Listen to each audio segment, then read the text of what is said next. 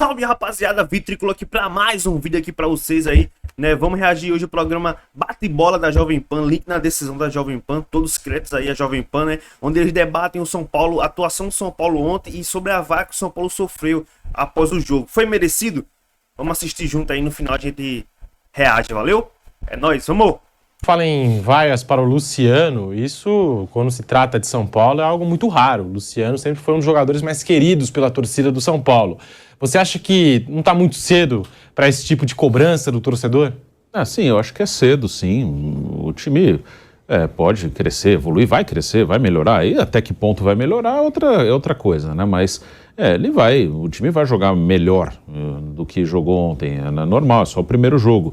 O Luciano, ele chegou em 2020 muito bem, ele chegou fazendo gol, aquele momento que o São Paulo liderou o Campeonato Brasileiro, o Luciano era um jogador importante, aí depois ele teve uma sequência de lesões, em 2021 também pelos problemas físicos ele não foi bem, em 2022 ele começou mal, depois cresceu na reta final da temporada.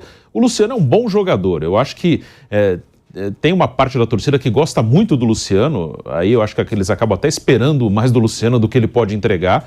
Ele é um bom jogador, mas nada mais que isso, e faz gol, é importante. É um elenco em que os dois que fazem gol com frequência são Calera e Luciano.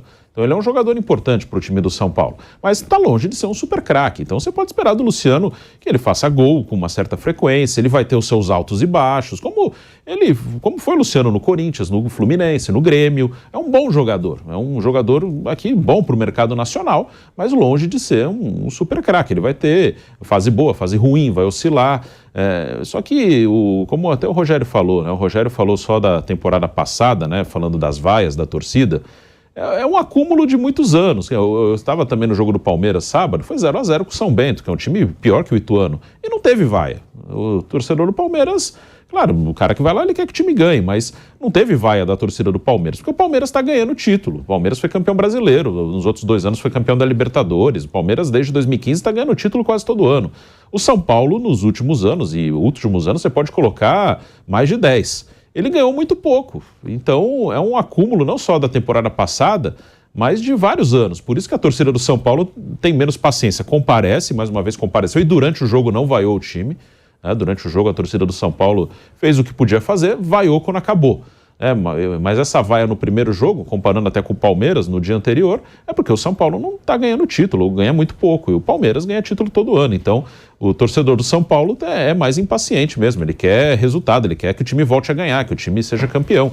E nos últimos anos o São Paulo ganhou um Paulista em 2021, e aí você tem que voltar lá em 2012 num título de Copa Sul-Americana. Ô Mauro, o Rogério Ceni citou até mesmo a Sul-Americana que o São Paulo perdeu no final da última temporada.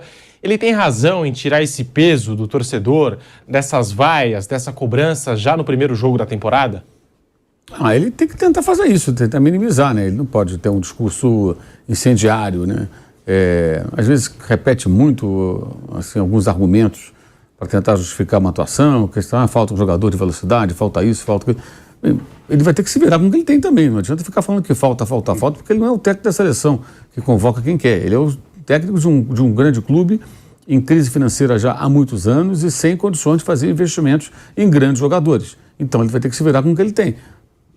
Tem muito esse falado, muito elogiado, porque com um elenco mais barato em relação a outros times da Série A, né, ele conseguiu fazer o time jogar bem, fazer o time realizar boa campanha, deixar uma impressão positiva. E esse trabalho teve depois uma interrupção na saída dele, né, com alguns técnicos que passaram por lá, mas não foram bem, e depois teve até um upgrade com a chegada do Vojvoda, né, que pegou já aquela base e levou o Fortaleza ainda mais adiante. É o que tem que fazer com o São Paulo, é diferente, são clubes de patamares distintos, é verdade, mas esse é o desafio.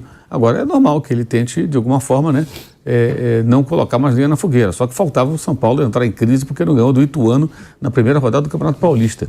Acho que o torcedor ele pode fazer o que ele quiser, em termos de vaiar, reclamar, é um direito dele, pagou o ingresso, ele tem um direito. Agora, isso não pode abalar um clube de futebol. Um departamento de futebol tem que ter profissionalismo, saber avaliar o que é problemático, o que é apenas parte de um processo, e empatar no primeiro jogo é normal. Foi dito aqui, o Palmeiras empatou e o Bruno lembrou bem, ele empatou com o time mais fraco, o time que veio da segunda divisão, e não houve essa insatisfação toda, né?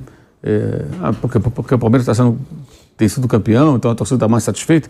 Mas tudo bem, então é compreensível que o torcedor vai, mas quem comanda, o dirigente, o técnico, a comissão técnica, tem que ter esse entendimento e saber filtrar isso. E continuar fazendo o trabalho, para no próximo jogo jogar melhor, e o outro melhor, e o outro melhor. É esse que é o caminho, não tem outra solução. Entendeu? Não adianta ficar supervalorizando esse tipo de jogo, nesse tipo de competição, ainda mais na primeira rodada, pelo amor de Deus.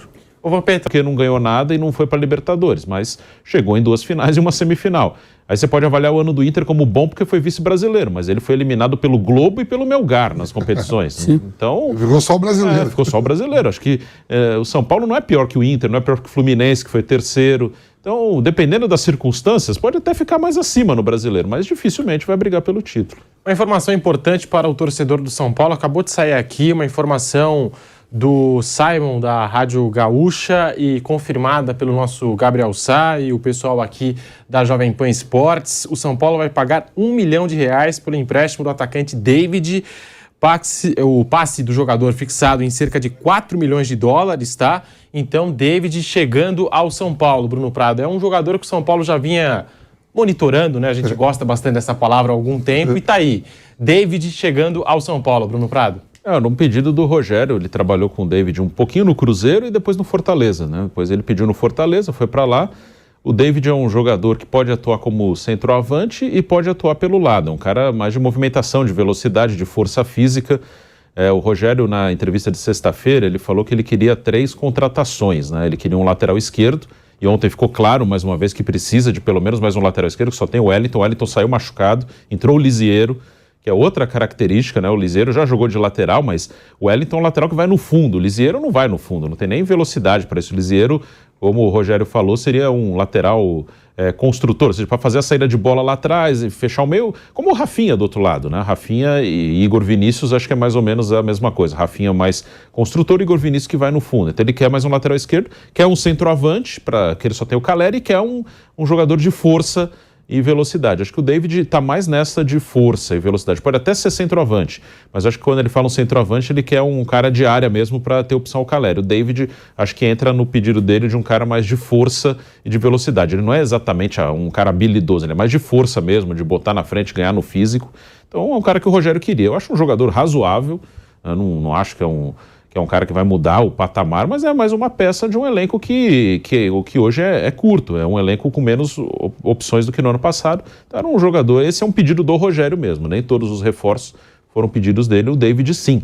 O Rogério confia no jogador e vamos ver o que vai dar. No Inter não foi bem não, eu acho um jogador normal, mas é uma opção que o Rogério queria. Break na Rádio Jovem César Vampeta, David chegando ao São Paulo. Jogador de confiança do técnico Rogério Ceni, bom reforço, Mauro? Teve uma passagem muito boa no Fortaleza, inclusive pelas mãos do Rogério, aí foi para o Inter, não conseguiu decolar, apesar do Inter ter conseguido essa campanha de vice-campeonato brasileiro, né? Eu acho que é um reforço, assim, dentro mais ou menos da realidade de São Paulo, né? E tem que botar dinheiro, né? É $1 milhão aqui, $1 milhão acolá, não sei o quê, quer dizer, mesmo assim tem que fazer algum investimento, não é de graça. Não vem de graça pelo salário. Né? E se ficar, se ele sair bem, €4 milhões, é isso? Dólares. Né? De dólares? Isso aí dá uns 8, dá o quê? Uns 2 milhões de dólares, mais ou menos, é isso? 4 milhões? 4 milhões de dólares dá em torno de 24 milhões de reais. É isso, eu tô botando assim. Isso. Exato. Fiz a conta ao contrário. Ainda mais de 20 milhões, não é pouco dinheiro, quer dizer, não é um jogador barato. 5 milhões. Mas é isso, a realidade hoje é essa. Primeiro traz o jogador, pega emprestado, vê o que acontece. Se der certo, aí negocia, compra parte dos direitos, reduz o preço, briga para dar um jogador em troca, aí é outra questão para se ver lá na frente. Mas pode agregar, pode ajudar. Acho que é uma contratação interessante. É um jogador que quis vir para o São Paulo também, né? Tinha, acho que o Red Bull Bragantino interessado e tal. E ele, só do fato do cara querer vir para o São Paulo, já é interessante. Mas que o Juninho Capixaba estava quase acertado com o São Paulo, foi para o Red Bull Bragantino. Pois é, e essa aí faz uma escolha num outro caminho.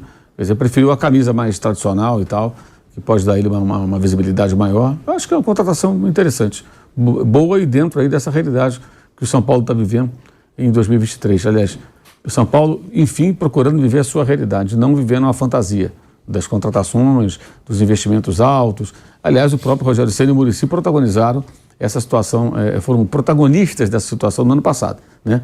Que eles cobraram investimentos que foram feitos e a temporada foi pior do que a anterior. Se em termos de título, o time foi campeão paulista em 2021. Em 2022, não só não foi campeão, como perdeu a final para o Palmeiras de maneira constrangedora, né, aquela goleada no jogo final.